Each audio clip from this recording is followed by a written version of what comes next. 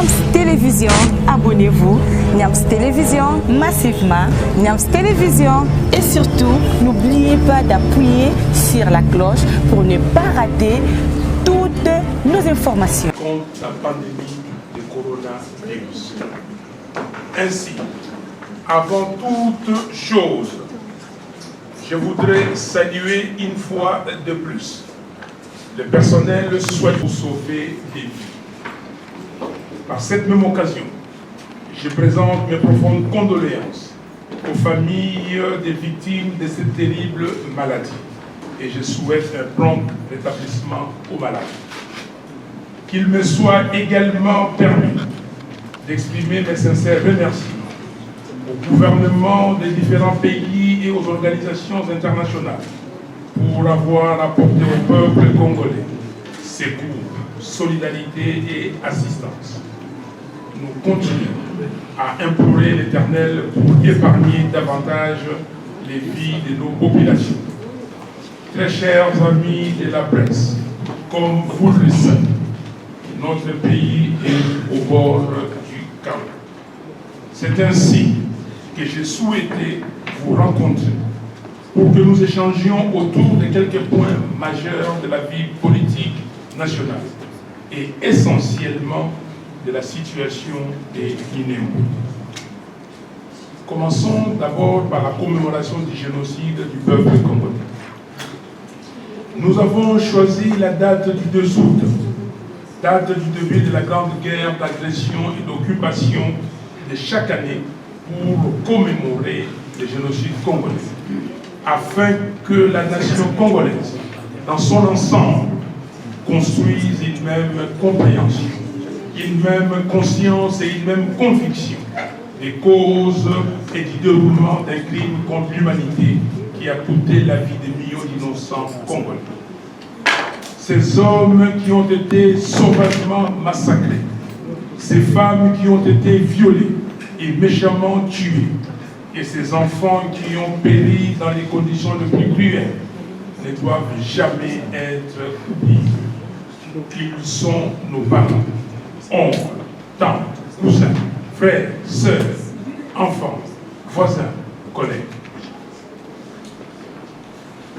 Leurs visages habitent encore beaucoup de nos consciences. Leur voix résonne encore dans plusieurs de nos oreilles. Le 2 août de cette année 2020 à Kinshasa, dans toutes les provinces du pays et dans la diaspora à travers le monde, les Congolais étaient nombreux à dire avec panache que ces lourds tributs payés par notre patrie ne doit pas être oublié. Nous ne devons pas l'oublier. Nous avons décrété cette commémoration parce que ce souvenir d'une telle tragédie, c'est aussi et surtout à la fois vouloir comprendre le processus historique et social qui ont rendu possible cette violence inouïe et transmettre l'horreur de ces crimes pour que cette histoire ne se répète plus jamais dans notre pays. Nous avons décrété cette commémoration parce que c'est taire lorsqu'on est victime de génocide, c'est encourager les génocidaires à continuer leurs œuvres macabres sans crainte de représailles. Je remercie tous les compatriotes pour cette commémoration. Très chers amis de la presse, pour passer les flambeaux de l'histoire du génocide du peuple congolais aux générations futures, engageons-nous dès maintenant non seulement à documenter cette barbarie contre l'humanité congolaise, mais aussi à l'enseigner à nos enfants par des livres, à travers des chansons, des pièces de théâtre, des films documentaires, au travers des musées, des stèles ou des monuments dans toutes les provinces de la République. Et décidons dès aujourd'hui qu'un jour, une ville de la RDC abritera les mémorials du génocide du peuple congolais. C'est ici le moment de vous inviter à avoir une pensée pieuse pour nos martyrs en observant une minute de silence en leur mémoire.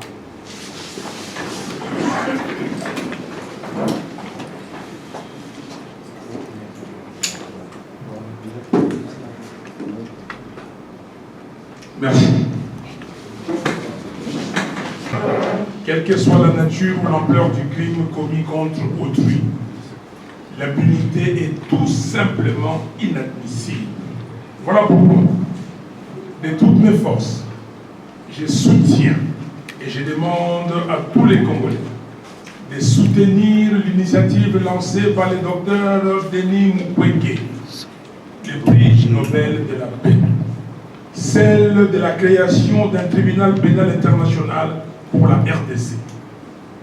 Et je me battrai sans répit pour que le rapport Mabio soit exhumé de sorte que les persécuteurs du peuple congolais de tous bords soient traqués et déférés devant la justice. Tel est le deuxième point de ma communication. Le rapport Mabio et la création d'un tribunal pénal international sur la RDC. Sans justice, on ne peut pas avoir de réconciliation. Il est donc impératif que les Congolais et le monde entier sachent ce qui s'est passé à l'est de la RDC, c'est-à-dire la vérité. Car de la vérité découlera la justice, et la justice amènera réparation, prélude à la réconciliation. On ne peut pas faire autrement. La communauté internationale, qui dépense beaucoup d'argent pour la MONUSCO sans résultat palpable, devrait aussi œuvrer pour la justice. La justice qui viendra avec la mise en place du tribunal pénal international pour le Congo.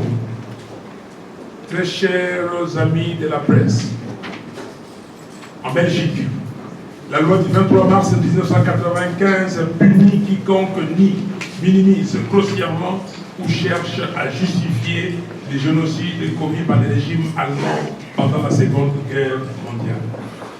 En France, la loi Guesso, adoptée le 13 juillet 1990, punit d'1 an d'emprisonnement et de 45 000 € d'amende pour contestation des crimes contre l'humanité commis pendant la Seconde Guerre mondiale.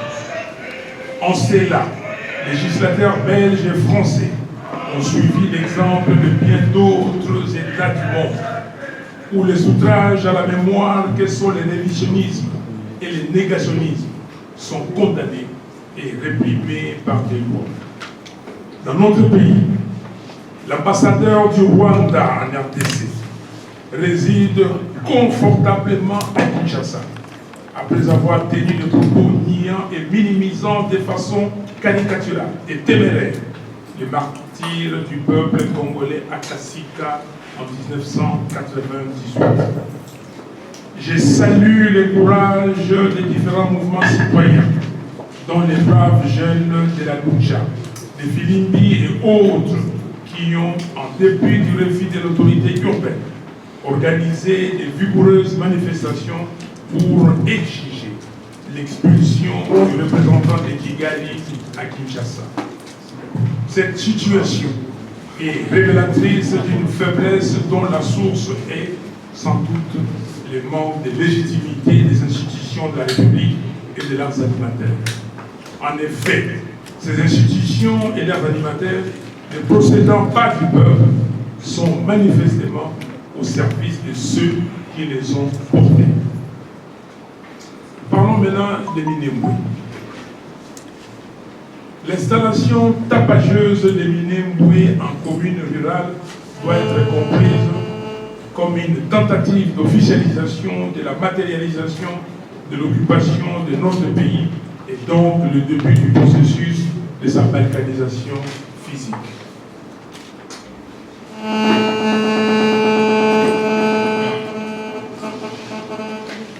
Ce n'est pas un hasard que cet acte se passe maintenant. C'est certainement parce que le pacte ou deal Joseph Kabila, Félix Tshisekedi a donné à ces derniers le mandat de mise en œuvre par défi du plan de balkanisation de notre pays. Comme peuple, nous n'accepterons pas cette humiliation et nous allons nous y opposer énergiquement. C'est ainsi que je lance aujourd'hui un vibrant appel au mouvement citoyen, aux partis et des groupements politiques, aux associations, aux syndicats, aux églises et à tous les citoyens congolais à dépasser les enjeux sectoriels et partisans pour faire barrage ensemble et par tous les moyens à cette tentative insidieuse de renforcement de l'occupation et du processus de balkanisation de notre pays. J'ai pris instamment, mes chers compatriotes, de se réveiller avant qu'il ne soit trop tard. L'heure n'est pas au découragement, car le mal congolais n'est pas une fatalité.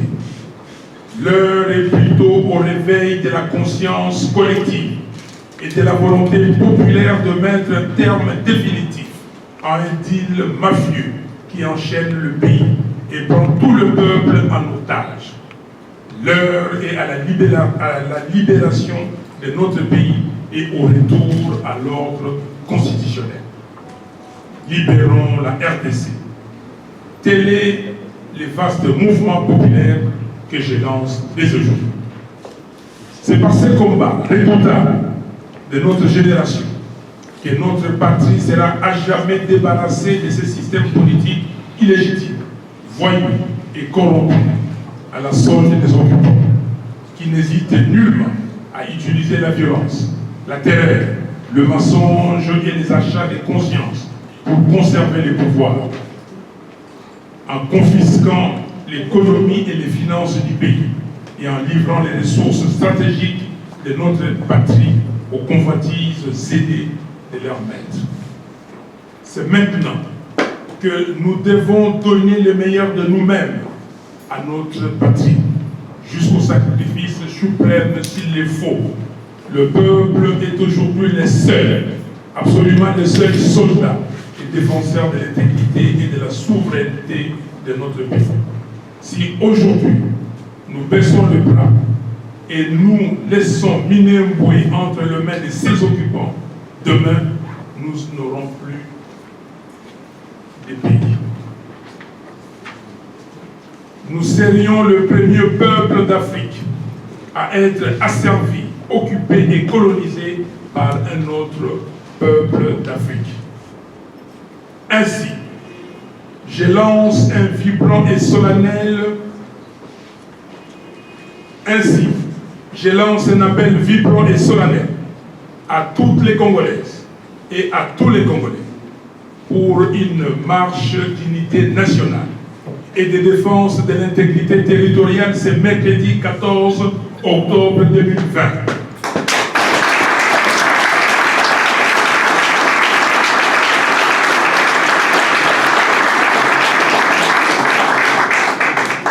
Je lance un appel vibrant et solennel à toutes les Congolaises et à tous les Congolais pour une marche d'unité nationale et de défense de l'intégrité territoriale. C'est mercredi 14 octobre 2020, principalement à Kinshasa et à Uvira, ainsi que dans d'autres villes de la République. Très chers amis de la presse, j'aimerais pour conclure m'adresser aux fanatiques en leur disant ceci. Les actes négatifs des hommes et des femmes politiques resteront, et ce sont vos enfants qui en subiront les conséquences. Vos petits-enfants.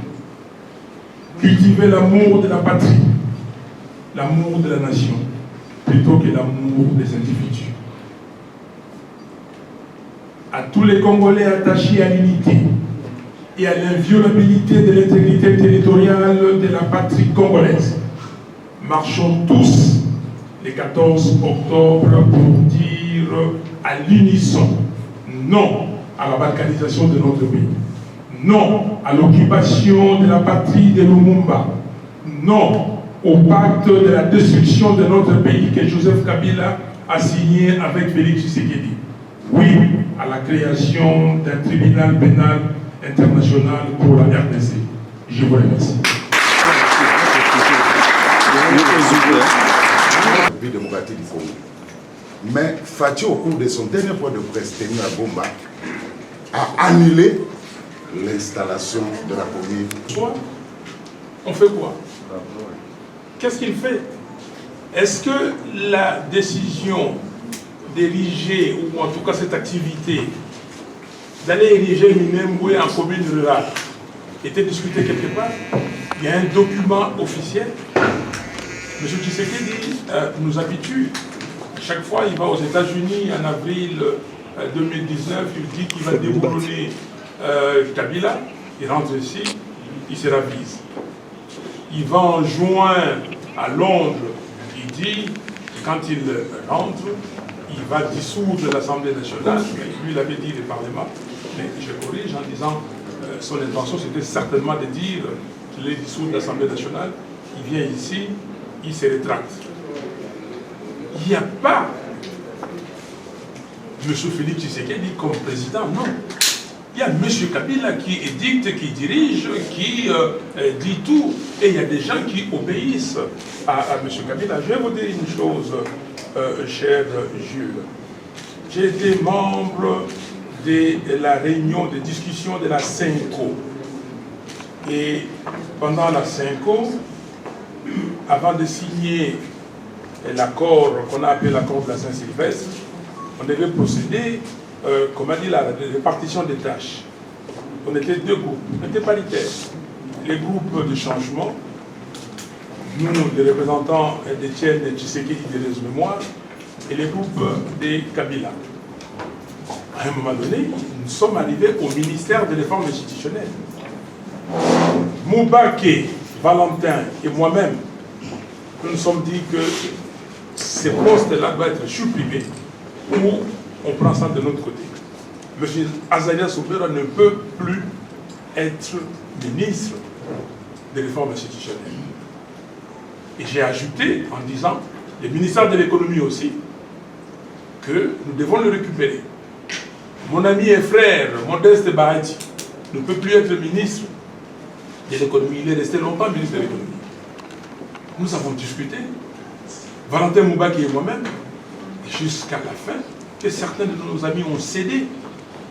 Je vous ai dit la fois passée, dans une conférence de presse dans l'autre salle, pourquoi Azalia Soubera est toujours ministre de la... Vous parlez de la décentralisation, réforme institutionnelle. Pourquoi? Donc, Félix Tshisekedi ne maîtrise absolument rien, et vous avez compris. Donc, votre question, la réponse de Tshisekedi, il ne maîtrise absolument rien. Si il était sérieux et qu'il avait dit que, écoutez, je vous ai écouté, il y aura un conseil des ministres, au cours du conseil des ministres, nous allons, et je vais savoir exactement ce qui s'est passé, on prendra des décisions, on pourrait comprendre. Mais ça veut dire qu'il n'y a pas de gouvernement. Les gens, ils font de la navigation à vue. Merci.